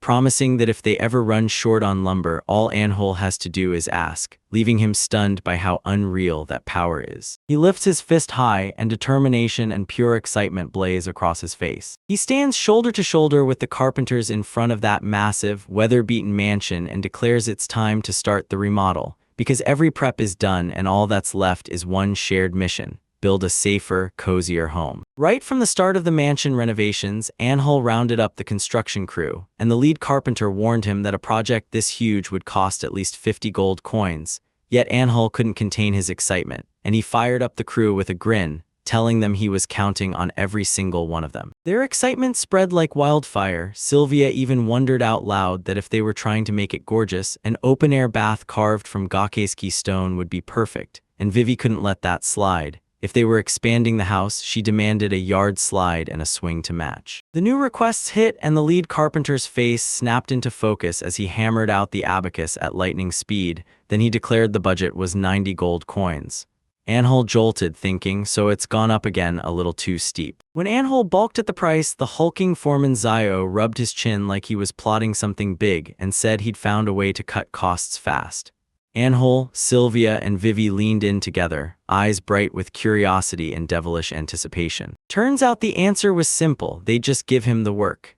Soon, Anhol was hauling a huge block across the grounds with a grin, and when someone told him where to move next, he cheerfully said, "Got it, I'm on my way." Sylvia shouted for everyone to take a lunch break, and sure enough, Bickle and the butler, Rode, showed up in the background, hauling supplies too, proving they'd cut costs by doing it all themselves. During their break, the whole crew huddled together and tore into a well-earned feast from huge lunchboxes packed with rice and all kinds of dishes, and the air practically crackled with brotherhood as they ate. While they ate, Xiao the foreman stormed up and waved, loudly praising Anhalfer's hard work. Anhal, seated beside Sylvia, just grinned and said the food's saltiness finally hit the spot after a whole morning of labor. He let out a small, frustrated sigh, wishing he could build with his own hands instead of just hauling materials. Then the lead carpenter told him those extra hands were a lifesaver, and Anhol nodded back, saying he was more than happy to help. Xiao cracked a huge grin, flexed his arm, and practically bounced up to ask Anhol if then he wanted to jump in and help with the real work for a while. He sealed the deal with one raw, heartfelt word: yes. After he threw himself into the work, he finally crashed into a completed wooden frame, totally wiped out. Then he spun to Sylvia and declared, "I'm done." His work snapped the foreman's attention right away. Shower's level 1 assessment said it wasn't bad at all. He praised Annel's efficiency and raw potential, then leaned in and asked if the boy would keep helping them out. Anhol plunged back into his work, feeling his carpentry level climbing higher with every task Xiao handed him, and when the foreman's smile lit up, he urged him to keep going. Anhol nodded right away, eager to prove himself. Bickle and Rode headed back toward their temporary place, and Bickle snapped, "I can't wait to get home," even though he knew they'd have to wait until it was finished. Rode nodded and said they'd gotten used to the way things ended. They burst inside to see Anhol crumpled on the floor, then they lunged to his side, yelling his name in panic, because Rode couldn't believe a noble had to chew through labor like that. But just as dread filled the room, Anhol shot upright, grinning wide, and insisted he was totally fine. He lay back down and let out a small smile, admitting to himself that it was brutally tough, but he was determined to pour everything he had into whatever he could do. This drive was powered by his past. He still remembered the Belvalet family calling him useless and shoving him into his room where he couldn't do a thing.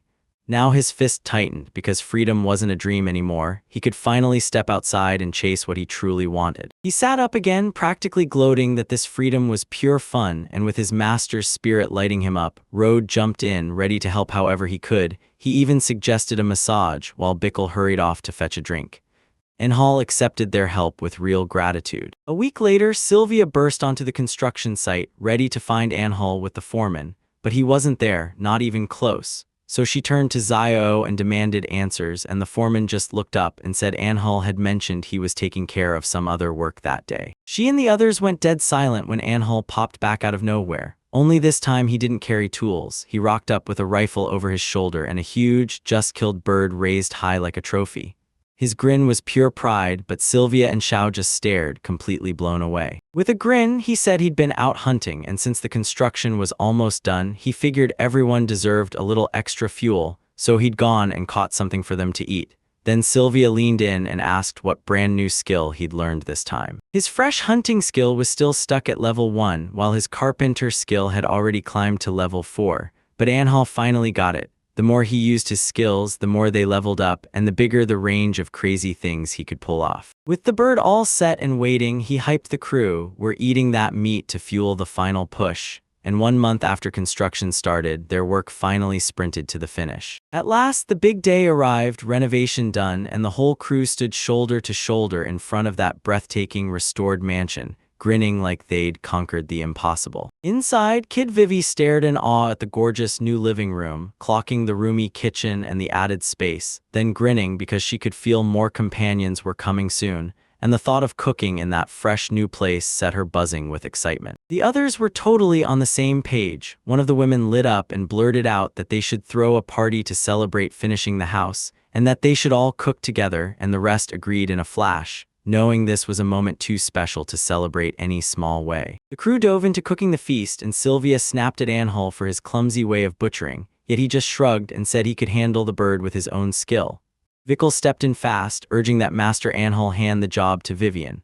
While that drama played out, the rest chopped vegetables and stirred the pots together, moving like one tight team. Together, they whipped up a gorgeous feast and spread it all across the table, perfectly cooked, absolutely mouthwatering. And when it was finally finished, Bickle grinned and said, "We did it because we cooked together." He lifted his mug like a signal flare, ready to toast, because the moment had finally arrived to properly celebrate the mansion's renovations. Flanked by his grinning crew, Anhole thrusts a frothing mug up into the air, and the whole gang crashes in with a rowdy toast, one loud, happy cheer snapping through the room like the final victory after all their hard work. With the party roaring, one guy suddenly pitches a fashion show to keep the celebration going, claiming the new mansion would be the perfect stage, and everyone goes wild for it. While the noise builds, Vivian Butler slips close to Vivi and praises her in a low voice, saying she was the one who chopped the vegetables for the feast with real skill. The group reacts, and right then Xiao moves in, whispering a sharp warning to the man who just volunteered his idea, because Xiao knows he's going to regret it. Inhole just watches the whole lively scene unfold, a calm, contented grin sitting on his lips as he clinks his drink in hand. His eyes sweep over the bounty in front of them, everything they hauled in from hunting, farming, fishing, and carpentry, and it hits him instantly. It's his production skills, the real engine behind the scenes, that lets him and his friends live this way. After taking a long, satisfying drink, he sinks into his thoughts and realizes, if his skills keep sharpening, he'll carve out a way better life for everyone, and suddenly the future doesn't just look bright, it feels limitless and electric. Right as he's lost in quiet thoughts, Vivi bursts in and shouts his name, raving about the duck he caught like it's legendary. And then she practically drags him over to their table while he gazes at his friends and the mansion behind them, feeling completely, utterly fulfilled. He remembers when it was just a few of them, then boom, their little crew ballooned into something loud and lively, and with a grin and a happy shout, he sprints over to join them at their outdoor feast. That table is a snapshot of pure joy. Everyone's eating, laughing, and sharing the moment like they're caught in a warm, blissful brotherhood. The celebration keeps roaring with unrestrained joy. Sylvia and Vivi hit the dance floor together, while Xiao and Vivian Butler clink drinks and their laughter cuts through the night. As the celebrations fade, the night sky blooms with blazing stars and wild streaking comets, turning the whole day into a calm, stunning goodbye. When the celebratory feast finally ends, the room is left with empty plates and drained glasses, proof that everyone shared the same meal and the same great company. One diner, a bright, cheerful young woman breaks into booming laughter, eyes shut tight with pure joy as she blurts out, "I'm totally stuck." Around the table, everyone nods along with her feelings, except Bickle, who blurts that he never thought he'd ever get to dig into a feast like this. Vivi, the little kid, bounces with excitement and begs for parties every single day, but Sylvia smiles and tells her the truth. The best fun hits hardest because it doesn't happen all the time. As their happy chatter rolls on, someone suddenly clocks the time, their voices trailing off while they look up at the dark, cloudy sky like it's about to burst. The whole group finally decides they need rest, until one of them sighs like work is coming for his soul, while the cheerful woman grins and promises to throw herself into breakfast, and Vivi can't wait, already jumping in to help. Their minds are already sprinting toward the new home. Bickle even floats the idea of expanding the fields, and Anhold snaps into agreement, ready to help right away. Then another young man steps in, pumps everyone up, and tells them to give it everything again, starting tomorrow. Their shared determination thunders across the grand mansion they've finally claimed as home, proof of everything they fought for and everything they're aiming for next, and they're all locked in on one promise. Keep pushing hard together with. With their plans locked in for the morning, the group starts breaking apart for the night, and the young man who had rallied everyone just stands there, watching the others drift away, silently hoping they all have a great night, until the boy fires back the same wish. He spins to go, but a voice snaps his name, Sylvia.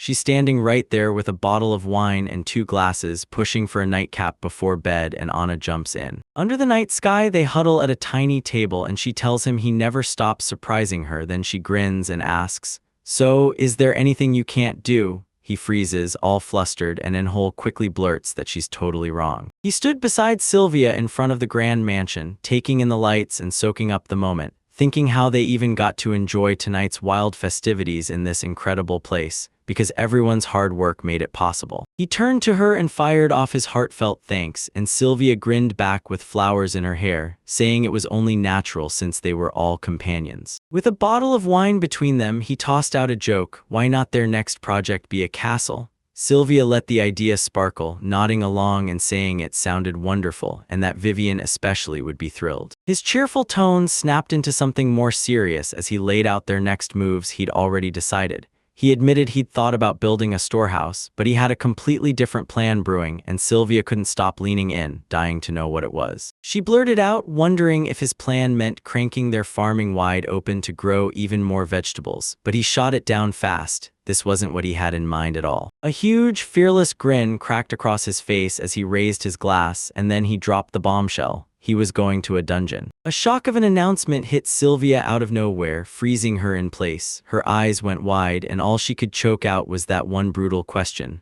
Why? Outside the brand new building, Bickle beams and tells Anne Hull that the storehouse he begged for is finally done. And with Anne's eyes shining beside him, they stand shoulder to shoulder with a stern young woman in a dark hood. He blurts out thanks for the lightning-fast work, gratitude spilling from him, then Sylvia slides in too, only for the hooded woman to interrupt, snapping, "Why are you even planning to go to a place like Dungeon Guardia?" The dungeon she talked about, Dungeon Guardia, is the only one in the whole Guardia kingdom, sitting in St. Luria, and its true depth is a mystery. Nobody has ever reached its lowest floor. That terrifying reputation doesn't scare Anne Hull one bit. He daydreams about the treasure waiting inside, convinced that striking it rich there would turn him into a fortune maker, and finally give his friends a much easier life. Sylvia's anxiety refuses to die even with his bright dreams, and she comes straight to him with clasped hands, confessing she's terrified. She tells him, sure, his production skills are incredible, but in combat he's a total amateur, and he tries to calm her down anyway, patting her head and swearing he's planned everything out the right way. To prove he's got a real plan, he suddenly unveils his brand new skill, Swordsmith Level 1, and his friends just stare, totally baffled. He tells them he earned it when his hunting skill leveled up, and the whole reason they built that storehouse was so he'd have the perfect spot to use it. With a grin full of confidence, he vows to forge brutal weapons using his swordsmith skills, and he's dead sure that with gear like that, he'll be more than ready to tear through the dungeon. With the plan locked in, the crew slips into the new storehouse and Anne Hull braces to prove his skill. Yet when he steals a look at Sylvia, he sees it immediately. Her face is still heavy with doubt, like the fear won't let go. Even with doubt still clawing at her, Anne Hull finally steps up and taps into his swordsmith craft. His hands flare with a blinding burst of light, flooding the whole room, while his friends stare in awe, holding their breath to see what masterpiece he forges. The light dies out and the silence hangs heavy until Bickle snaps it open, spotting the real issue. He blurts that blacksmiths can't forge anything without materials.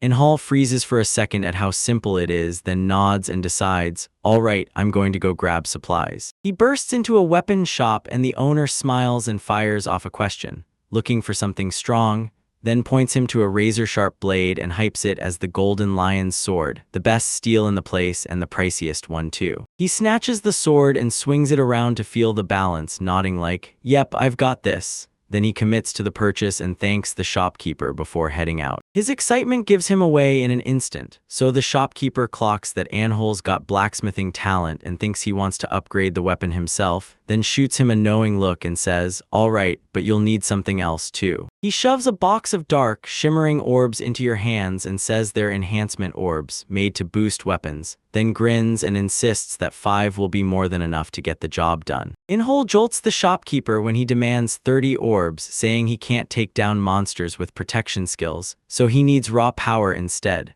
Once he pays, he slams down the Golden Lion's sword and 1 orb on the workbench, ready to start. With fresh grit in his chest, he thrusts his hands forward, certain this time will work. Then he taps into his swordsmith skill and magical energy starts to whirl around his fingertips. Energy explodes outward, wrapping the sword and the orb like a living storm, yanking them together in a blazing flash as the enhancement finally kicks off. When the light finally fades, he wipes the sweat off his brow, breathing out in relief because it worked. The weapon is upgraded, the Golden Lion's sword +1. The very next day, he decides to keep sharpening the sword, convinced that once Sylvia lays eyes on the beast he forged with his own skill, her fears might finally loosen their grip. Meanwhile, Sylvia and Vivian catch someone out there shouting their names. They whip around as Anne Hull strides in, raising the finished weapon high like a trophy. Sylvia blurts, "What is it?" and her face shifts between wild curiosity and sharp concern as she studies it, because to her, it just looks like an ordinary weapon. She stares at his Cole, packed with confidence, then tells her and Vivi to get back, because now he's going to show off. His face tightens with pure determination as he lifts the freshly enhanced sword, ready to prove exactly what it can do. He hurls the blade with raw strength and it cleaves straight through the massive tree trunk like it's nothing, while Sylvia and Vivi just freeze, staring with eyes bulging in total shock. With a thunderous crash, the tree hits the ground and Vivi gasps in pure awe, then whips back, winks hard, and says he'll prove it. With his golden lion sword, he can take down any enemy in one single strike, so everyone relax. His brash bravado does nothing to calm Sylvia's fears. She forces out a soft smile, but it doesn't convince her. She admits his little display still isn't enough to stop the worry gnawing at her. She crosses her arms and the seriousness hits her face like a punch as she calls out one deadly flaw in his setup. He needs armor too. Anhul is caught off guard, but as soon as the point lands, he just nods and admits she's right. Relief washes over him as he realizes she's finally worrying a little less, and with a bright grin, he agrees time to hunt down the absolute best armor, the kind that looks amazing and fights even better. Vivi practically bounces with excitement and declares, "I'm coming with you." With their new goal locked in, the crew barrels into the loud, busy streets as the city's rooftops whip past, and his fallen leaves spin through the air on the wind. These streets don't just have people, they have a whole vibe of seasoned risk-takers. Anhul suddenly finds himself boxed in by battle-hardened adventurers, a kid wearing a huge wizard's hat, a slick-haired brute who looks like he owns the place, and another warrior stomping around in rock-solid pauldrons. He whips his head around, clearly thrown off, while Sylvia stares in wonder at everything around them. With wide eyes, she says she's never been here, just packed with opportunities, and Anhul chimes in that the town has always been this close to the dungeon. Even with all the noise and energy around them, he can't shake the feeling that he's standing out among these battle-hardened veterans. Until Sylvia points at a nearby building and tells him it's probably a solid armor shop, and Anhul nods like, "Yep, we're going there right now." He fights like crazy inside that heavy, full-plate armor, but it's so clunky he can barely move, and Sylvia insists he needs real protection. Yet Anhul can barely stay upright, while nearby Vivi holds his awful stand. Right as she starts to doze off, Vivi gets abruptly bumped by a passerby and lets out a startled little gasp. The girl who got bumped then met her eyes. An off-duty blonde adventurer dropped to one knee and snapped, "Careful, wandering out here is deadly," before grinning at Anhul and Sylvia to keep their gaze glued to the child. Vivi blurted an apology and they hurried on. The adventurer and his crew snapped their focus back to the notice they'd been reading, a mercenary recruitment ad, and the instant it came up, he hurriedly tossed out a quick apology for all the interruptions. Sylvia caught their conversation and demanded to know if they were really mercenaries, and the adventurers grinned back, saying they'll take on anything from bodyguard gigs to dungeon hunting. Still stuck under all that armor weight, he scans their mess and tells Sylvia under his breath that an experienced escort would make everything feel safer. Then he winces, admitting it's too sudden to just flat-out ask. Sylvia hesitates, like she's afraid to say what's really on her mind. Even though doubt claws at her, Sylvia steels herself and strides up to the group. She asks straight up if they're open for hire, an escort gig inside Dungeon Guardia. One of the mercenaries pauses, then starts weighing her words. The blonde adventurer snaps his companion off mid-sentence with a sharp, dismissive laugh, saying it's a lot to explore a dungeon while babysitting some rich kid, and then he tosses out a smug, condescending apology. Anhul's face twists as the insults land. Right then, boom, the stifling tension gets ripped apart by a scream as a massive white wolf crashes into the street, jaws wide, roaring like the end of the world, and everyone watching scrambles in pure panic. Anhul's irritation instantly evaporates and terror slams into him. He spots the beast, a white wolf. "Did it break free from Guardia?" he blurts out, then wastes zero time screaming for his companions to run while the crowd panics and scatters for safety. Stunned but still, he and his crew didn't move as the mercenaries burst forward, mad energy in their steps.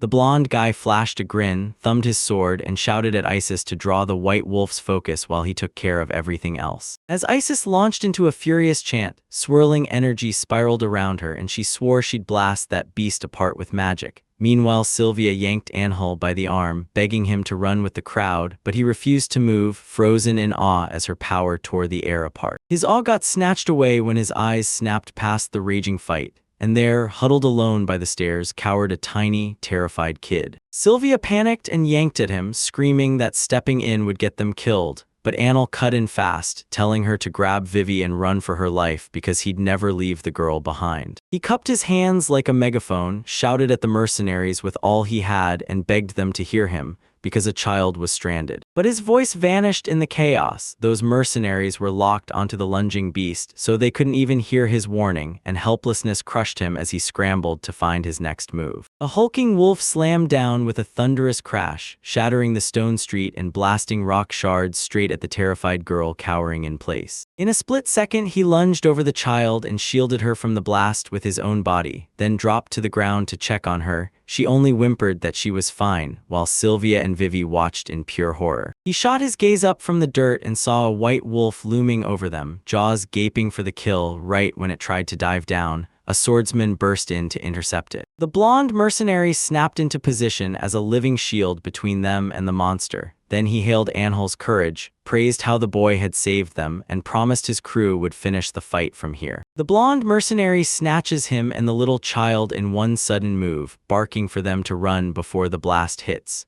From a nearby rooftop, Isis, the dark-haired mercenary, shouts that her chanting is finally done. With her prep done, Isis unleashes a brutal wave of magic. Boom! An earth-shaking explosion detonates from her spot, swallowing the white wolf in a blinding blast of power while Anhol just stares, frozen in shocked disbelief. As the light dies down, the wreckage comes into view there on the cobblestone street. The giant white wolf lies still as stone, its brutal rampage cut off for good. He freezes, jaw dropped as power blasts the screen, while the boy can only stammer in disbelief, because those mercenaries just annihilated a terrifying beast with one brutal, unstoppable hit. Moments later, Sylvia and Vivi dash to his side, their faces tight with worry. Sylvia blurts out how relieved she is that he's safe, thanking him again and again, while he can only give a weak nod, still stunned from everything that just happened. As Anhol claws back from the mercenaries' move, the blonde man thanks him for the save, only for Anhol to swat it off modestly. The mercenary admits he still can't call it impressive that someone charges into a brawl without a weapon, but now he's starting to rethink that first snap judgment. With a grin still stuck on his face, he admits he first thought Anhol was just another rich kid hunting thrills, but now he's flipping his opinion completely because the boy isn't faking it. He's got real guts. With a brand new respect in his tone, the mercenary finally steps up and introduces the crew. He points at the dark-haired warrior and calls him Isis, then nods to the cloaked woman and names her Near. Once everyone's pinned to a name, he snaps the talk right back to the escort job Anil had asked about earlier. Then he blurts out that they're taking the job, and the words hit like a shockwave, catching everyone off guard. The mercenary snaps in a condition: he won't work for cheap. Then he demands, "How much can you pay?" Before anyone can blink, Anhol throws out 5 gold coins a month, and the shock hits Sylvia and Vivi so hard their eyes go wide. Aishol shoots out his hand and tells the mercenary, "Just call me Aishol, we're fighting as equals." And the blonde Lim doesn't hesitate, grips his hand, and says how thrilled he is. Lim even looks caught off guard by Aishol's vibe because the kid's not acting like some stuffy noble at all. His surprise melts into bright, happy acceptance. "All right then, I'll do it," he blurts, then whips around to his friends and slings an arm around the dark-haired warrior Isis, dragging her into the moment too, and right there Nur bursts into laughter, thrilled by the new plan. A cheerful, blonde mercenary named Lim bursts in and introduces himself, then brings along his 2 troublemakers, the dark-haired Isis and the cloaked Near, fresh off their arrival. Anhol and his crew step up and greet the newcomers with full formality, while Vivi, eyes sharp and thoughtful, watches them arrive like, "So this is how things finally change." With wide, curious eyes, she instantly spots the staff nurse gripping right up against the gate, and she leans in like she can't help herself. Vivi blurts out, "Is it magic? I want to see it." Nur grins and confirms, yep, she really uses magic. In a dazzling little show, Near sparks a tiny burst of magic and shimmering flowers bloom, leaving Vivi breathless, staring in pure wide-eyed wonder. Later, at a rowdy welcome party for the mercenaries, Lim leans in and tells everyone how comforting it feels to finally have fighters on their side. Then he turns to Anhol and offers to train him with a sword, and you can practically see the boy's eyes light up. As night settles over the grand estate, the group is greeted in full ceremony and ushered into their brand new home. Time barrels forward, and the very moment you've been waiting for hits. Today, the dungeon challenge finally arrives. Right before the adventuring party heads out, Sylvia rallies them with a warm smile. "Give it your all and come back with a ton of dungeon stories." and Inhole answers with total confidence. Her face twists into worry as she shouts, begging Anhole to be careful. Then he whips around with a bright grin and tells her he'll be fine because he's got the sword he supercharged with his production skills. He tells her to stop worrying and his new companions jump in, reminding her they're right there with him, so her fear crumbles into a relieved smile. She shoos them off, wishing them a safe journey, then teases them to come back loaded with treasure. The whole crew slammed into their destination, the stone-walled entrance to Dungeon Guardia. As soon as they burst in, the mercenaries shoved straight into the lead, all battle-hardened instincts on full display. Lim shot a warning look back at Anhole. This was his first real fight, so don't force himself too far. Anhole calmly insisted it wasn't his first. Meanwhile, Sylvia watched in silence, clocking just how used they were to fighting like this. Then the momentum shifted. Even after the warning, Anhole wouldn't let them leave him behind. He swore they were all comrades now, drew his freshly forged golden lion sword, and with a blinding flash the blade appeared in his grip, shocking the mercenaries on the spot. His burst of power stunned them. Lim even admitted it was a strong swing, and Isis stared at the sword like it was magic, calling it the power of production to the nail. That sealed it. The confidence hit hard and the whole crew rallied, yelling that it was time to keep moving. Fired up on his own orders, he barreled forward with the party on his heels, driving them deeper into the dungeon's twisting halls, while Sylvia, Vivi cradled in her arms, kept shouting for everyone to stay close and not get left behind. Their grind paid off in a flash. Right there on the floor lay a treasure haul, and they scraped through it, cleaned it up, and nailed down every prize. Gale wings, ultramarine water, and even a fossil ripped from an ancient tree. Lim's eyes lit up at the possible profit, swearing that Dungeon Guardia would always turn up something like this. And while the mercenary was still celebrating, Anhole's gaze snapped to a new object, so he hurried over to Isis and asked what it was. He leaned in and stared at the huge striped thing, and it hit him. This wasn't just any egg, it was a monster egg, a rare drop. And the moment he understood that, he knew, with the right skill, you could tame whatever monster finally crawled out. That spark lit up his imagination, and suddenly he was picturing himself taming a majestic white-scaled dragon with absolute success. Back in the real world, he gripped the egg tight and instantly clocked the huge problem. He still didn't have a taming skill, not yet, but he swore he'd earn one someday before he safely stashed that precious egg in his item bag. He and his fresh companions pushed deeper into the Dungeon Guardia, and when they finally hit the 10th floor, they stepped into a huge, pale stone chamber that felt totally abandoned. Their relentless progress slams them right into an ornate treasure chest, and Lim points it out like, "You know what this means? Milestone floors always hide something amazing inside."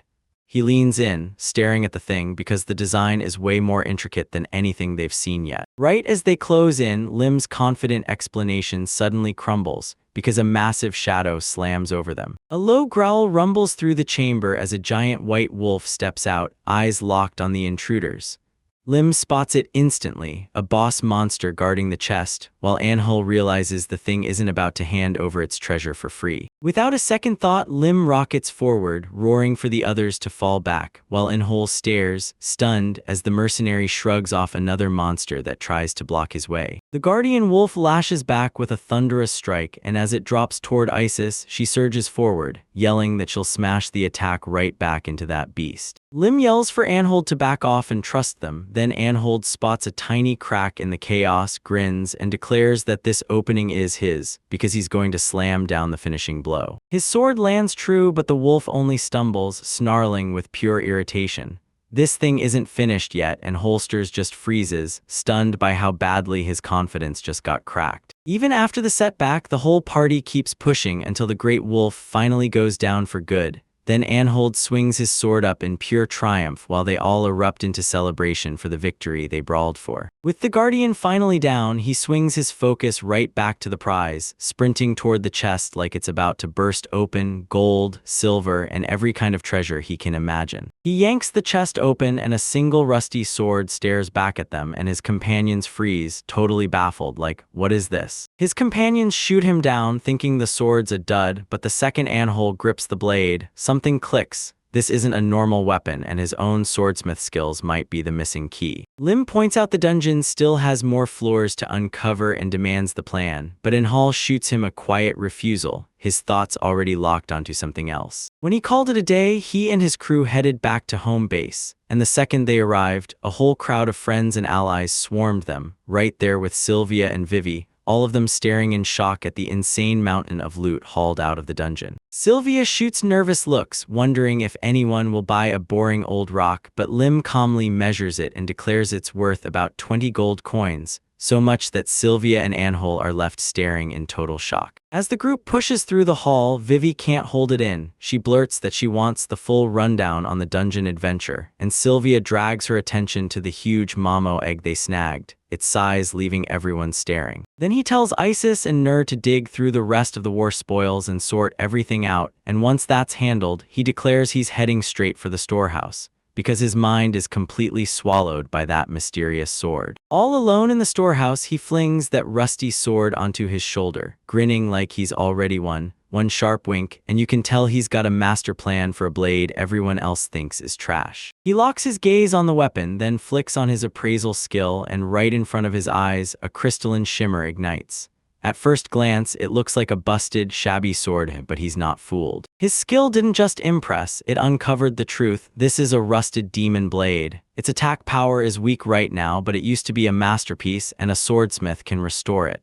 And he knew it wasn't an ordinary sword from the start. He weighed his choices, and the moment he saw it, if he kept using enhancement orbs, he could rip the blade back to full power. With one final push, it all paid off. He blurted a triumphant cry, seized the gleaming, fully restored demon sword aloft, and stared in awe at how insanely good his own swordsmith skill really was. That achievement detonated pure excitement in his chest. Now with this new weapon in hand, he was sure he could crush even stronger monsters and drive even deeper into the dungeon. The next morning, a sudden, razor-sharp squeal yanked him out of sleep. He shot upright in bed, heart pounding, and shouted that it was an alarm. That weird squeak kept screeching, yanking his focus straight to a huge bag on the floor that kept twitching and shaking. His eyes snapped wide with pure confusion, because it was the exact item bag where he'd stuffed every scrap of loot from his dungeon expeditions. Out of nowhere, the bag ripped open and two tiny creatures spilled out. Anhole froze, staring at the cracked wreck of the monster egg he'd collected, and it all clicked in an instant. It had hatched. The two hatchlings, one tiny winged unicorn and one small dragon, didn't budge with fear at all. They pressed up against him like they belonged there, nuzzling for comfort. And when he cradled these surprised newborns, he stared back down with pure bewilderment and wide-eyed wonder, totally lost on what he was supposed to do next. Reddish-haired and wide-eyed, the young girl stares in pure awe as two brand-new hatchlings snuggle together, one a glittering baby-winged unicorn, the other a spotted dragon. Then both let out a tiny little coo, and her heart just melts. Her companions huddle close, their reactions all over the place. She can't stop squealing about how cute those little creatures are, but Nur watches with sharp worry, reminding everyone, sure, they're babies, but they're still dangerous monsters. Her crush won't budge. She smushes her cheek against the dragon hatchling, and it chirps happily, totally clueless about the danger it's packed with. Enhole watches them with a sharp, thoughtful stare, replaying that wild moment the egg hatched and how he unlocked a brand new taming skill right after. Then he blurts out, wondering if he could actually sell the little ones. Hearing that, Lim practically lights up and says dragons and unicorns are rare monsters that would sell for a fortune, and Isis jumps in with the smart move, just get them to the monster shop in town, since they'd probably take them. The girl overhears their talk and horror hits her face, then she snaps around and cuts in, absolutely not, her voice ringing with pure conviction. She cradles the creatures close and vows she'll raise them herself. Then Enhole can't hide his worries. Sure, his taming skills might help, but starting out with a dragon and a unicorn is a brutal uphill fight, and they'll just keep growing. Lim, still as bright as ever, throws out the idea that maybe they'd be insanely useful once they're grown for dungeon hunts, because just imagine the help they'd bring. Anhole hesitates, but the girl doesn't back down. She pours out a heartfelt plea, arguing, if a slave can turn into family, then why can't a monster? Her words hit hard and Anhole freezes, jaw tight, hands clasped, fighting his own doubts as he weighs her argument, while the girl stares at him with pleading, hopeful eyes. Lim mirrors the same gesture, hands together, silently begging Anhole to say yes. Anhole finally caves, and with a small, teasing smile, he tells the others, all right, and the girl and Nur explode into pure joy, grinning like the weight of the world just vanished. Once they decided to keep the creatures, the whole crew snapped into action, arguing over who would take care of them, until Vivi, the red-haired girl, jumped in with an eager offer to handle it herself. But the others shot back fast. Sylvia was buried in chores, Isis and her companion were always out roaming the dungeon, and Bickle was stuck in the fields. so the real question hit hard: who would actually be left to watch them? Sylvia, forever the optimist, shot Anil a comforting grin and promised they'd stick together and everything would turn out all right. Then Vivi cradled the two hatchlings and realized, no name, no future, so Anil started pacing in her head, weighing what to call them. Vivi had made her choice, then proudly blurted out their names. When the unicorn let out a tiny, tender cry, she dubbed it Corn, and the little dragon got Woolru, too. She introduced them all like it was destiny, praying they'd manage to get along at least for now. As everyone started introducing themselves, Anne clocked it. Corin and Woolru looked starving. Sylvia's mind raced as she pictured what baby monsters would even eat. Then she made a snap call: milk would keep them safe.